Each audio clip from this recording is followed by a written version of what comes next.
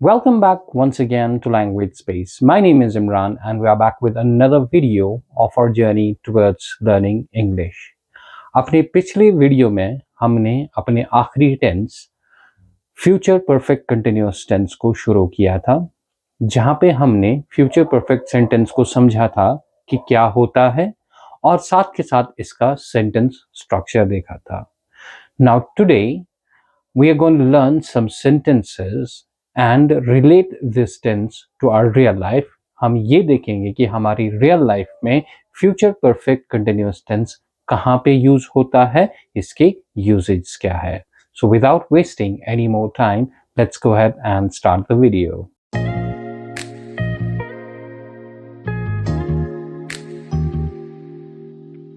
Dear viewers, as you know कि हमारा ये जो फ्यूचर परफेक्ट कंटिन्यूअस टेंस है, बिकॉज इट्स कंटिन्यूअस टेंस, तो इसको इसीलिए प्रोग्रेसिव टेंस भी कहा जाता है. जैसे हम किसी भी कंटिन्यूअस टेंस को, प्रेजेंट कंटिन्यूअस को कहते हैं present progressive tense, present perfect continuous tense को कहते हैं present perfect progressive tense. Similarly हमारा ये जो फ्यूचर परफेक्ट कंटिन्यूअस टेंस है, हम इसको फ्यूचर परफेक्ट प्रोग्रेसिव टेंस भी कह सकते हैं. ठीक है, बिकॉज द एक्शन जिस टाइम की हम बात कर रहे होते हैं उस टाइम पे एक्शन कंटिन्यूअसली हो रही होती है, इन प्रोग्रेस होती है. बिकॉज ऑफ दैट हम इसको प्रोग्रेसिव टेंस भी कहते हैं. जैसा कि हमने अपने पिछले वीडियो में इस टेंस का सेंटेंस स्ट्रक्चर देखा था कि कैसे हम फ्यूचर परफेक्ट कंटिन्यूअस के सेंटेंसेस बनाते हैं, आज हम वही सेंटेंसेस बनाएंगे और ये देखेंगे कि हमारी रियल लाइफ में ये कहाँ पे यूज होता है. So let's take an example first. First of all हम ये देखते हैं कि ये किस जगह पे यूज होता है. Then we will use specific examples to explain that. The first situation where we use our future perfect continuous tense is an action which has been going on since past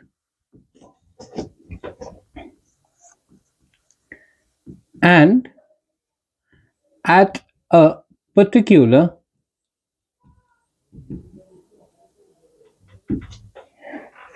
instance in future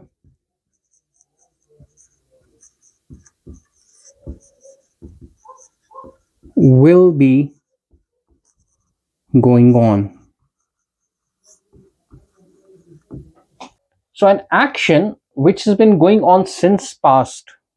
past में कभी ये action शुरू हो गई है, जैसा कि मैंने अपने लास्ट वीडियो में भी टाइमलाइन पे बताया था कि एक्शन जो है वो पास्ट में शुरू हो गई है. And at a particular instance of time, future में एक पर्टिकुलर इंस्टेंस ऑफ टाइम जिसकी हम बात कर रहे हैं, उस इंस्टेंस ऑफ टाइम में वो एक्शन कंटिन्यू हो रही है, अभी चल ही रही है.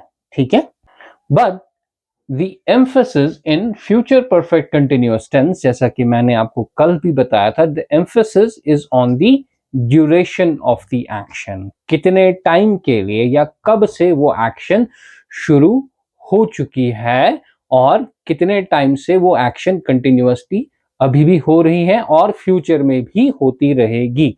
The emphasis is on the duration. इसी से डिफरेंशिएट होता है हमारा फ्यूचर परफेक्ट कंटिन्यूअस टेंस और फ्यूचर परफेक्ट टेंस, क्योंकि एम्फेसिस ड्यूरेशन में है. परफेक्ट में अगर सिर्फ फ्यूचर परफेक्ट टेंस की बात करें, वहां पे एम्फेसिस एक्शन में होता है, लेकिन फ्यूचर परफेक्ट कंटिन्यूअस में एम्फेसिस होता है on the duration since when the action has been going on or the duration of the action, right? तो ये डिफरेंस है ना. अब हम कुछ एग्जाम्पल्स देखते हैं इसके. So the first sentence is you will have been You will have been working on this project for 4 weeks by Monday. You will have been working on this project for 4 weeks by Monday.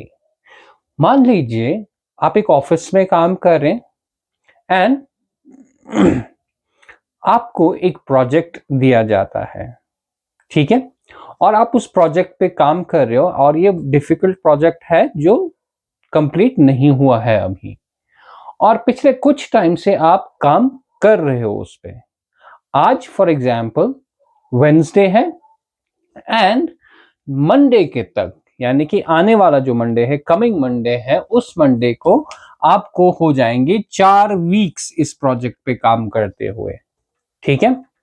तो ऐसे में ऐसी situation को अगर हमें explain करना है, we will explain it in future perfect continuous tense. So you will have been working on this project, आप इस प्रोजेक्ट पे काम कर रहे होगे 4 हफ्तों से, आप इस प्रोजेक्ट पे 4 हफ्तों से काम कर रहे होगे अगले मंडे को, या सिंपली अगले मंडे को, या मंडे को आप इस प्रोजेक्ट पे 4 हफ्तों से काम कर रहे होगे, ठीक है।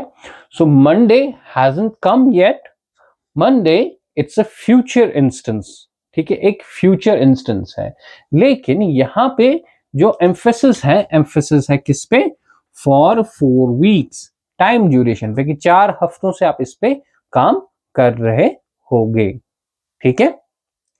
Now let's take the second example. She will have been living in US for 3 years by next year, ठीक है। She will have been living in US for 3 years by next year. मान लीजिए आपका एक फ्रेंड है जो US में रह रहा है अभी, ठीक है, इस साल उसको 2 साल हो चुके हैं ऑलरेडी वहां पे रहते हुए, और अगले साल उसको कितने साल हो जाएंगे, 3 साल। So duration will be 3 years. सो हम यही कह रहे हैं, she will have been living in US for 3 years by next year. अगले साल उसको 3 साल हो चुके होंगे यूएस में रहते हुए, अभी 3 साल नहीं हुए हैं, समझ लीजिए। 3 years haven't completed yet, but 3 years will be completed by next year. So it's a future instance. यहां पे भी future instance ही है। So अगले साल उसको कितना टाइम हो जाएगा, 3 साल। So here, if you look at the pattern of this sentence and this sentence, both these sentences, दोनों में एक specific instance of time दिया गया है जब एक्शन को इतना टाइम हो जाएगा, इतना वक्त हो जाएगा। सो यही है फ्यूचर परफेक्ट टेंस का पहला यूज, एक स्पेसिफिक इंस्टेंस ऑफ टाइम पे फ्यूचर में वो एक्शन कंटिन्यू हो रही होगी। यहां पे प्रोजेक्ट मंडे को कंप्लीट नहीं हो रहा है, बल्कि मंडे को इसको 4 हफ्ते हो जाएंगे इस प्रोजेक्ट पे काम करते हुए। Project hasn't been completed yet, still your friend is working on that project, and yahan pe she hasn't finished living in the US, nor will she finish by next year, but the duration will be 3 years. 3 साल उसको हो जाएंगे अगले साल वहां पे रहते हुए, फिर उसके अगले साल next to next year 4 years हो जाएंगे, फिर ऐसे ही ऑन एंड ऑन ये चलता रहेगा till the time she doesn't move back to India or move back to, or she doesn't move to any other country. तब तक हम कहते रहेंगे अब इस साल में इसको इतने साल हो जाएंगे, 2025 में से 2026 में 3 इयर्स हो जाएंगे, 2027 में 4, तब तक ये चलता ही रहेगा जब तक कि इन फ्यूचर वो कभी यूएस से इंडिया बैक मूव न कर ले या फॉर एग्जाम्पल किसी दूसरी कंट्री में सेटल ना हो। तो एक specific instance of time the action is going on. ठीक है, ये पहला है। दूसरा जो सिचुएशन है जहां पे हम इसको यूज करते हैं वो सिचुएशन है before a new action starts in future. ठीक है, एक नई एक्शन के शुरू होने से पहले हमारी पहली एक्शन फ्यूचर में कंटिन्यू चल रही थी। अब मे बी ये थोड़ा सा ऐसे मेरे बोलने की वजह से कंफ्यूजिंग लगे। Let's see the example and it will be clear. I will have been waiting for 2 hours before you come to the bus stop.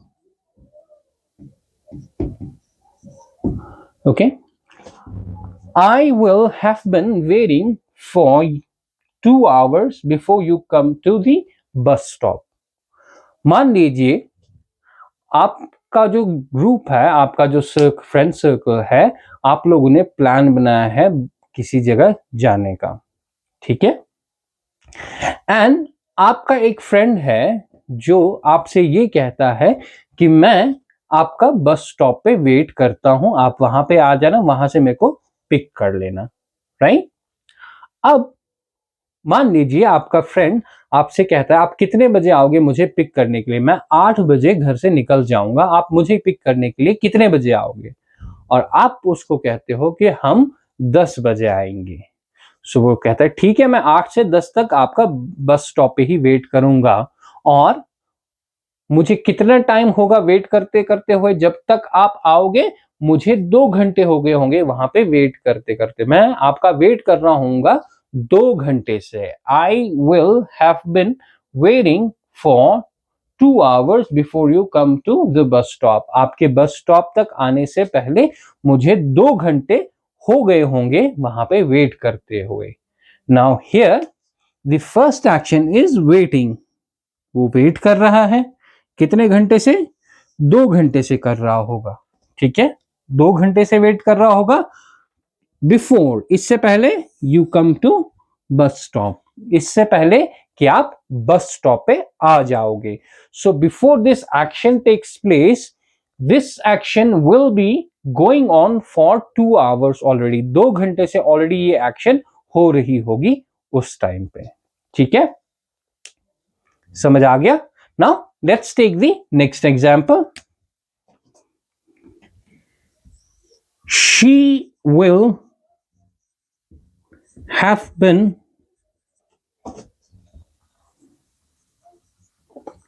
working on this project for 4 weeks before a new project is assigned to her। अब इसी sentence को मैंने थोड़ा सा change कर लिया। यहां पे क्योंकि मैंने एक स्पेसिफिक इंस्टेंस ऑफ टाइम दे दिया है, लेकिन यहां पे मैंने स्पेसिफिक इंस्टेंस ऑफ टाइम नहीं दिया बल्कि एक दूसरी एक्शन को ऐड कर लिया। तो आपकी जो वो फ्रेंड जो 4 हफ्तों से एक प्रोजेक्ट पे काम कर रही होगी मंडे तक, तो मैं यही कह रहा हूं कि मंडे को उसको एक नया प्रोजेक्ट असाइन होने जा रहा है। तो नया प्रोजेक्ट असाइन होने से पहले, before the second action starts, she will have been working on the project for 4 weeks. So before this action takes place, वो 4 हफ्तों से इस प्रोजेक्ट पे काम कर रही होगी, इस एक्शन को कंटिन्यूसली कर रही होगी, right? So this is the situation where we can use our future perfect continuous tense in our real life. Now let's see how we can form the negative and the interrogative sentences of our future perfect continuous tense. अब हम अगर future perfect continuous negative tense की बात करें, negative इसलिए क्योंकि यहां पे एक्शन से एक इनकार हो रहा है। तो कैसे होता है? इसमें सबसे पहले सब्जेक्ट यूज होता है, उसके बाद will और not। एक नेगेटिव बनाने के लिए will के साथ हम not ऐड कर देते हैं, सब्जेक्ट प्लस will not, उसके बाद have been एंड उसके बाद ing फॉर्म ऑफ वर्ब, जैसा कि पहले हुआ करता था। सो यहां पे जो चेंज है, माइनर चेंज, वो सिर्फ इतनी है कि will के साथ हम not लगा रहे हैं to make it a negative sentence. Now let's see the example based on this sentence structure. They will not have been working for 3 months by next week. Okay, मान लीजिए इस सेंटेंस की सिचुएशन के लिए आपका एक फ्रेंड है या आपके कुछ फ्रेंड्स हैं जो बाय एनी हाउ काम नहीं कर रहे हो, अभी उनके पास में जॉब नहीं है और अगले वीक उनको 3 महीने हो जाएंगे जॉब के बिना, ठीक है? तो वो कहीं पे काम नहीं कर रहे होंगे। So they will not have been working for 3 months by next week. अगले हफ्ते वो 3 महीने से कहीं काम नहीं कर रहे होंगे, right? This is how the sentence is formed. अब अगर इसी को हम कॉन्ट्रैक्ट करना चाहें, कॉन्ट्रैक्शंस के साथ यूज करना चाहें, सो हम लिख सकते हैं दे वोंट, विल और नॉट कॉन्ट्रैक्ट होता है, बन जाता है won't. They won't have been working for 3 months by next week. Same, सिर्फ हमने will not को कॉन्ट्रैक्ट किया और जब will not कॉन्ट्रैक्ट हो जाता है वो बन जाता है won't। they won't have been working for 3 months. Okay, let's see the next example. She won't have been cooking for